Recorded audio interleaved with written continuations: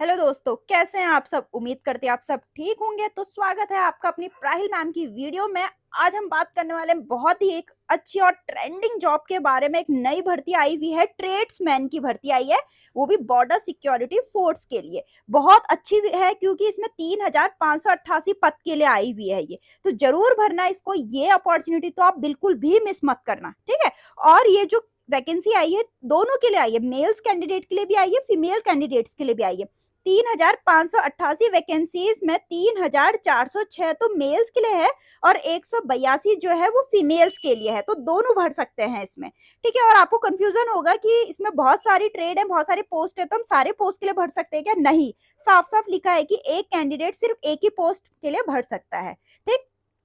और जितनी भी स्टेट वाइज पोस्ट आई हैं, ट्रेड वाइज वैकेंसीज आई हैं, सारी एडवर्टीजमेंट में लिखी हुई हैं। और जो भी बच्चा अपने राज्य से ही भर सकता है, जो जिस राज्य से होगा उसी राज्य में आवेदन कर सकता है, ठीक है। और इसकी जो ऑनलाइन विंडो है वो कब खुलेगी, फॉर्म भरने की विंडो कब खुलेगी ये देखते हैं हम। जो फॉर्म भरने की विंडो है वो खुल जाएगी 25 जुलाई से, ठीक है। 25 जुलाई से आप ये फॉर्म भरना शुरू कर दीजिए, बिल्कुल लेट मत करना, क्योंकि लेट करने में फिर क्या होता है, आप लोग का या तो इसकी वेबसाइट हैंग हो जाएगी या नहीं भर पाएंगे आप लोग, ठीक है। तो और अगर आपने कुछ गड़बड़ कर दी फॉर्म भरने में, वैसे तो गड़बड़ मत करना, अगर गड़बड़ कर दी तो इसकी विंडो दोबारा खुलेगी 24 अगस्त को।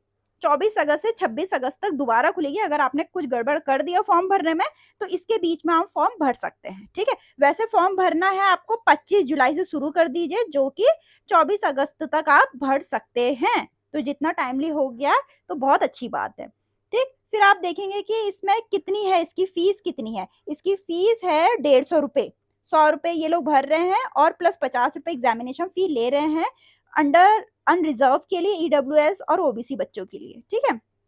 बाकी के लिए क्या है, ये फ्री है। बाकी के लिए वुमेन कैंडिडेट एंड ऑल, हाँ, एग्जामिनेशन फ्री फी है ये, ठीक है, फ्री है। और आप इसका देखिए, इनके लिए 150 रुपए है, ठीक। बहुत कम है, भर सकते हैं, बहुत अच्छी अपॉर्चुनिटी है, बिल्कुल मिस मत करना। यहाँ पर आपको दे रखी है recruitment agency centre for examination, हर एक स्टेट का बता रखा है आपको इसमें, ठीक, कि क्या है। फिर आपको हम बात करते हैं एलिजिबिलिटी क्राइटेरिया पे बात करते हैं। तो 18 से 25 साल के बच्चे इसको भर सकते हैं। बाकी सरकार अपनी तरफ से छूट देती है एससी एसटी ओबीसी वालों के लिए, वो जितना भी छूट देगी उसमें है, वो सभी के लिए छूट देती है, ठीक है। अब इसमें है कि 18 से 25, बहुत बच्चों को कंफ्यूजन होता है कि हमारी 2001 है, ठीक है, डेट ऑफ बर्थ हमारी इतनी है तो हम भर सकते हैं नहीं भर सकते। तो मैं क्लियर कर दूं, 26 जुलाई 2000 के बाद जो भी बच्चे पैदा हुए हैं, ठीक, और 25 जुलाई 2007 से जितने भी बच्चे पहले पैदा हुए हैं, तो वो इन बीच के बच्चे भर सकते हैं। ये साफ साफ लिखा है इसमें, ठीक है। तो बिल्कुल भी कंफ्यूज मत होना आप लोग अपनी एज के लिए, और जल्दी से भरना शुरू कर दीजिए इसको, ठीक है। बाकी हम बात करते हैं अब सबसे मेनली एजुकेशन क्वालिफिकेशन में। तो ये है पहला, इसमें बहुत सारे पार्ट है क्योंकि बहुत सारी पोस्ट के लिए आ रखी है। पहले पोस्ट के लिए देखते हैं हम, जैसे कि for the trade of constable, carpenter है, प्लम्बर है, पेंटर है, इलेक्ट्रीशियन है, पंप ऑपरेटर है, अप होल्स्टर है। अप होल्स्टर होते हैं जो कि सोफा की गद्दी वगैरह रिपेयर करते हैं। तो ये सारे फॉर्म के लिए तो टेक्निकल डिग्री चाहिए ही चाहिए। तो टेक्निकल डिग्री में क्या मांग रखा है, देखो 10th तो कंपलसरी, आपको 10th तो करना ही होगा, ठीक है। बाकी मांग रखी है आईटीआई, ठीक। अगर आईटीआई आपने 2 साल की कर रखी है तब भी आप एलिजिबल हो। अगर आपने 1 साल की आईटीआई कर रखी है, लेकिन 1 साल के साथ साथ आपने 1 साल का वर्क एक्सपीरियंस ले रखा, तब आप एलिजिबल हो, ठीक है। मतलब 2 साल तो होना ही होना है, ठीक है। फिर मांग रखा है for the trade of constable, cobbler, tailor, washerman, barber, sweeper और खोजी या फिर, ठीक है, साइन के लिए। तो इनके लिए क्या, इनके लिए सिर्फ चाहिए कि 10th मांग रखा है इसमें, बस 10th ही 10th, ठीक है। तो कॉबलर, मोची, ठीक है, और कपड़े सिलने वाला, इनके लिए सिर्फ 10th मांग रखा है, इनके लिए कुछ भी और सर्टिफिकेट नहीं मांग रखा है, ठीक। फिर बात करते हैं हम for the trade of constable, दूसरी है कुक, वाटर करियर और वेटर, मतलब ये मेनली किचन के काम के लिए। तो इसमें एक नई निकाल दिया इन लोगों ने, इस बार नया मांग रखा है सर्टिफिकेट NSQF। अब ये क्या है, इसमें आप लोग बहुत कंफ्यूज हो रहे होंगे, ठीक है, क्योंकि जो इससे पहले भी निकाला उसने एक शॉर्ट नोटिफिकेशन निकाल रखा था, उसमें ही बता रखा था, तो उसमें आप बहुत कंफ्यूज हो रखे थे, ठीक है। तो ये क्या है, नेशनल स्किल क्वालिफिकेशन फ्रेमवर्क है, ठीक। तो वो कह रहे हैं कि इसका एक लेवल 1 का कोर्स होना चाहिए आपको।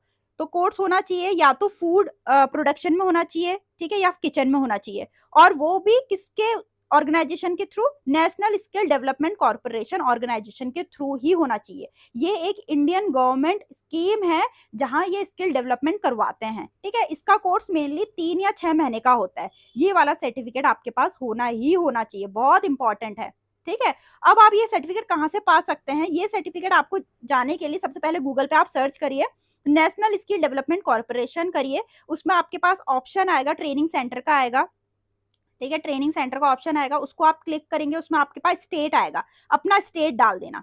आप अपना स्टेट डालेंगे तो उसमें आ जाएगा कि आपके कहाँ कहाँ किस किस कॉलेज में कौन कौन से सेक्टर में है ये वाले फॉर्म अवेलेबल, ठीक है। फिर उस सेक्टर में फूड का आएगा तो फूड का ही डालना, और फूड में भी उन लोगों ने साफ साफ बोला लेवल 1 का कोर्स चाहिए। ये नहीं कि आप लेवल 2 कर दो तो आप उसके लिए एलिजिबल हो जाएगा, नहीं, लेवल 1 ही चाहिए उन लोगों को, ठीक है। तो ये तो बात हो गई NSQF जो आपको कंफ्यूजन हो रहा था, ठीक। फिर हम बात करते हैं फिजिकल के लिए। यहाँ पर देखिए आपको यहाँ पर दे रही कि हाइट कितनी होनी चाहिए मेल्स के लिए और फीमेल्स के लिए, चेस्ट कितना होना चाहिए फीमेल्स के लिए भी और मेल्स के लिए भी, सबका एक, क्योंकि फिजिकल तो होना ही, सबसे पहले फिजिकल ही होना है। और सबसे पहले जो फिजिकल होगा उसमें जो आपका वेट है उसमें साफ साफ लिख रखा कि वेट में आप लोग को बाहर नहीं निकालेंगे, ठीक है। क्यों? क्योंकि जो बाद में आपका मेडिकल होगा उसमें निकाल सकते हैं आपको, तो तब तक आप लोग अपना वेट मेंटेन कर लेना, अगर कम होगा तो ज्यादा कर लेना, ज्यादा होगा तो कम कर लेना, ठीक है। तो ये तो बात हो गई आपके सबसे पहले फिजिकल टेस्ट की, ठीक है। सबसे पहले होना जो फर्स्ट फेज है वो फिजिकल स्टैंडर्ड टेस्ट का होना है एंड फिजिकल एफिशिएंसी टेस्ट का होना है, जिसमें आपको मांगा है 5 किलोमीटर रेस मांग रखा है मेल्स के लिए 24 मिनट में। आपको 5 किलोमीटर की रेस पूरी करनी है 24 मिनट में, और फीमेल्स के लिए मांग रखा है 1.6 किलोमीटर की रेस पूरी करनी है 8.30 मिनट में, ठीक है। ध्यान से सुनिए, बिल्कुल डिटेल में बता रही हूँ मैं आपको, ठीक। फिर ये तो हो गया फर्स्ट फेज। अब सेकंड फेज में क्या है? सेकंड फेज में मांग रखा है बिल्कुल एसएससी जीडी की तरह, और एसएससी जीडी का ही लेवल आएगा इसमें।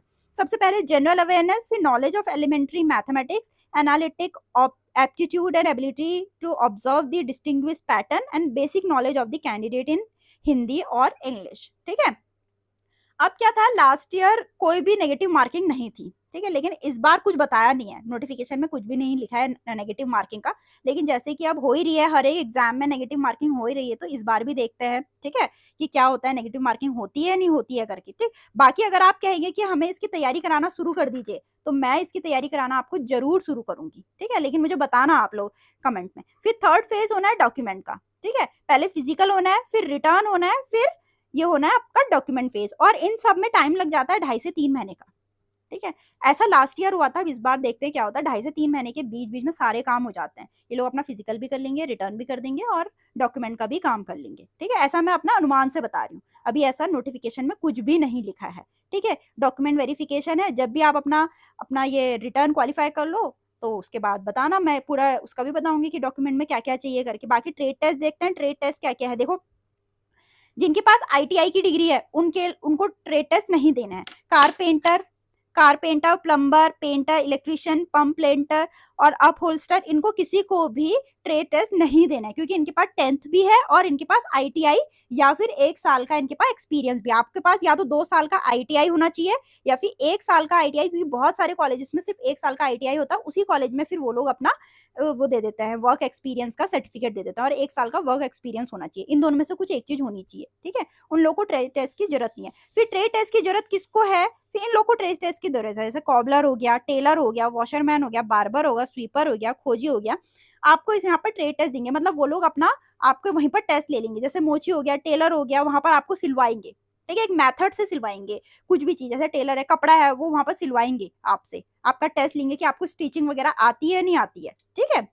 तो इनका तो होगा। बाकी कुक, वाटर करियर, वेटर, इनका भी नहीं होगा, क्योंकि इनसे मांग रखा है एनएसक्यूएफ का सर्टिफिकेट मांग रखा है, तो इन लोग का भी कोई ट्रेड टेस्ट नहीं होगा, ठीक है। मतलब जिनसे आईटीआई और जिनसे एनएसक्यूएफ का सर्टिफिकेट मांग रखा है उनका ट्रेड टेस्ट नहीं होगा, साफ साफ लिखा है।